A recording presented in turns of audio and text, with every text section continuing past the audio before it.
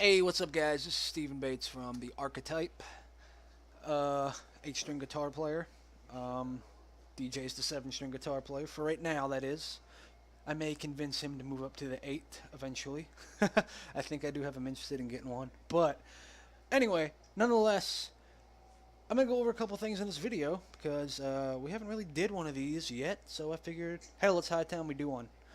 Fresh strings on here, so that's pretty awesome. Well, with the exception of the lowest three. I'm kind of getting tight on money recently because I just bought my new. Check it out. This is what I'll be recording through today. Except for right now. Right now I'm using this crappy Turtle Beach headset. But I got this today. Can you see it? Yeah, you can see it. It's fucking awesome. First found out about that thing from watching some recording tips and shit from Misha from Periphery. So yeah. Anyway, gonna go through some of my guitar rig today. Basically, what I'm gonna do is I'll explain the signal chain to you first, and I'll try to put links in the bottom of the video for you, so you guys can all check out this gear because I have this crappy webcam. I don't feel like moving it around my room or bringing the pedals to you since I already have them plugged up. So I'm lazy like that. Anyway, I'll put links down at the bottom, and I will explain all the settings to you guys. So I guess we'll start with the guitar because that's the pretty much the first place you want to look at. Whatever. It is an Agile. I believe it's a Scepter. I think it's a Scepter. I think it's an Agile Scepter 827. What that means in a nutshell is 8 strings and 27-inch scale length. So yeah. As far as the strings that I have on here, I actually have a pack lying around here because I changed my strings today. I use these. These are DRTF Tight Fit 8-string edition. And thickest gauge is 80 and it goes all the way to 11. So yeah. Alright, and basically tone wise here, I never really fuck with the bass treble knob on here. It's pretty much always on treble. Volume, it's always jacked up. I do switch between the pickup selectors. I do like to use both pickups for when I'm doing jazzy clean stuff. I feel like it gives you more dynamics without giving you too much bass. Very seldom do I use the neck pickup. I mean, I'll use it every now and then if I really need all that bass. If I'm doing like kind of like a more of a bassy finger tap interlude type thing. But other than that, there's nothing really special about it. It's got stock pickups in it and nothing too crazy. So yeah. And then from that, we have it going into the first chain, the first pedal in the chain, which is a Boss DA2, which is the adaptive distortion model. And what's cool about this thing is, if you don't know from the name, is the distortion is pretty damn versatile and adaptive.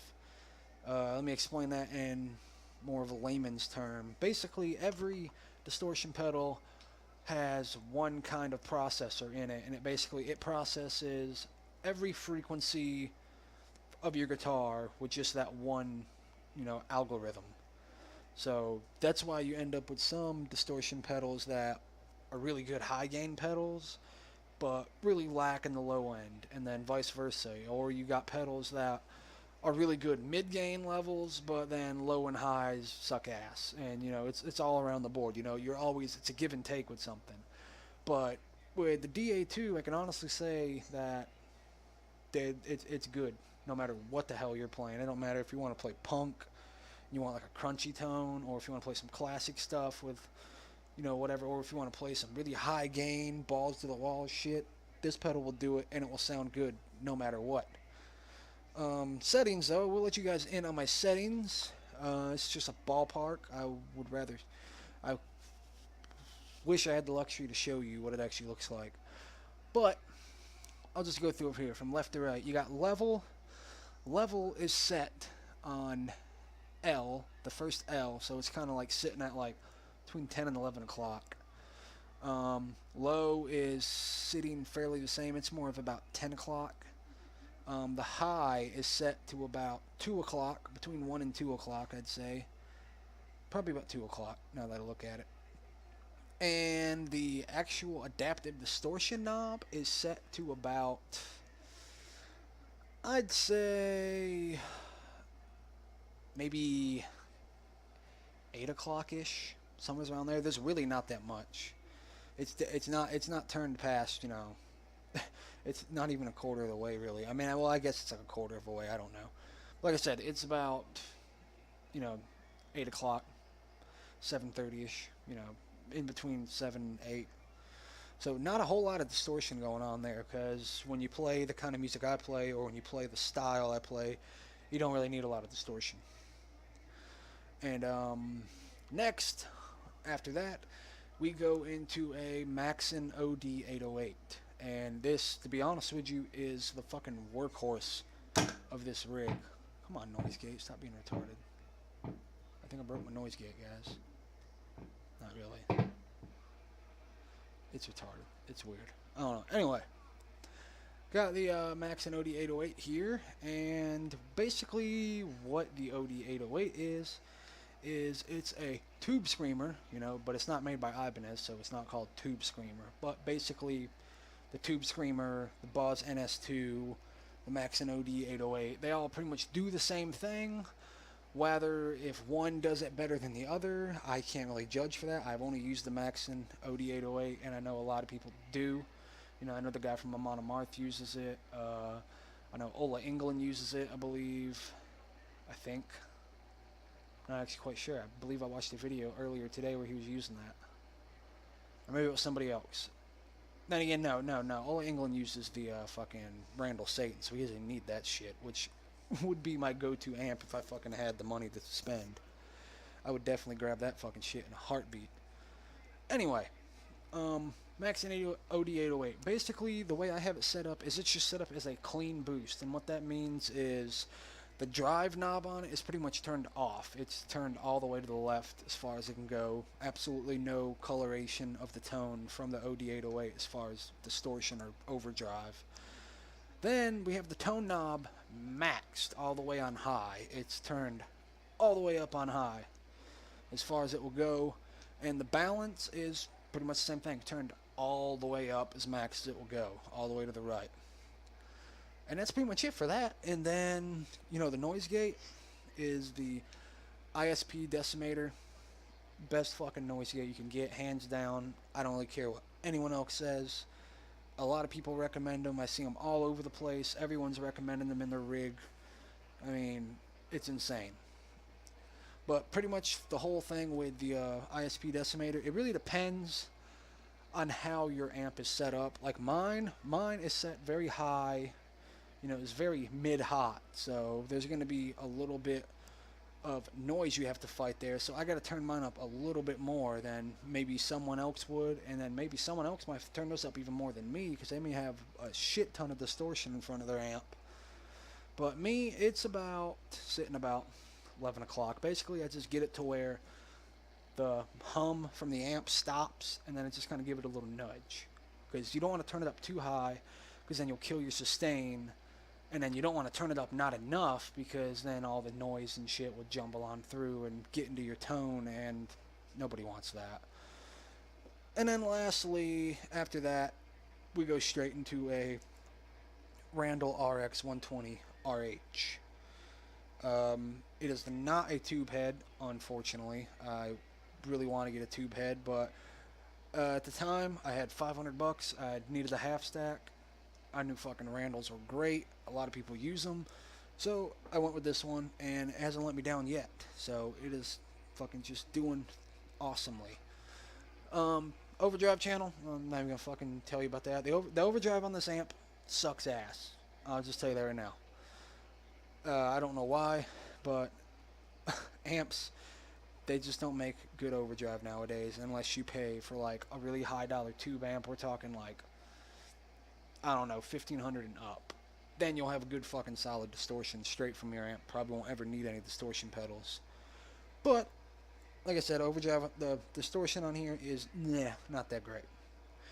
So, I just run it through the clean channel.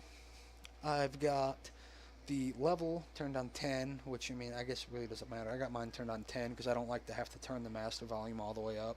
Usually I only turn it up to like 1, and even at 1, it's still pretty damn loud. And that's what I record at. I don't really go any higher than that because I don't want to piss the neighbors off, and I don't want to piss the people off in the house. Especially Brandon over there. Yeah, see, you giving me that fucked up look. Anyway, so the level's pretty much on 10. The treble is on 5. The mid is on 9. And the bass is on 4. Debating later on or not, I may bring the bass just to 5, but it's not going past 5. I can tell you that right now. You know, no, the reverb's turned off. I mean, I do have this little foot switch here. I don't know if you can see it. Can you see that? Maybe. But I got this little foot switch here, but I don't really use it. I may start using it again when I start playing a bunch of live stuff again, so I can turn the reverb on and off for like solos and crap. But as of right now, it just sits there collecting dust. And then I do have this pedal that I used to run on my chain, but at the moment, I don't actually have enough instrument cables. Damn it, freaking... This freaking power adapter for this thing is really sensitive and weird. For that noise gate, I gotta get it looked at eventually. It doesn't do it while you're playing it, but if you bump it, it starts making that weird noise for a second. But I do have this Crybaby Wah pedal that I do use for some cool like intro type stuff, as well as some other things. So I can do like slap, do like 8 guitar slap style with like some funk and stuff. Will you chill out?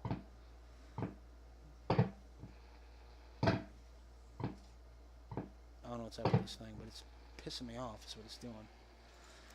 Anyway, no!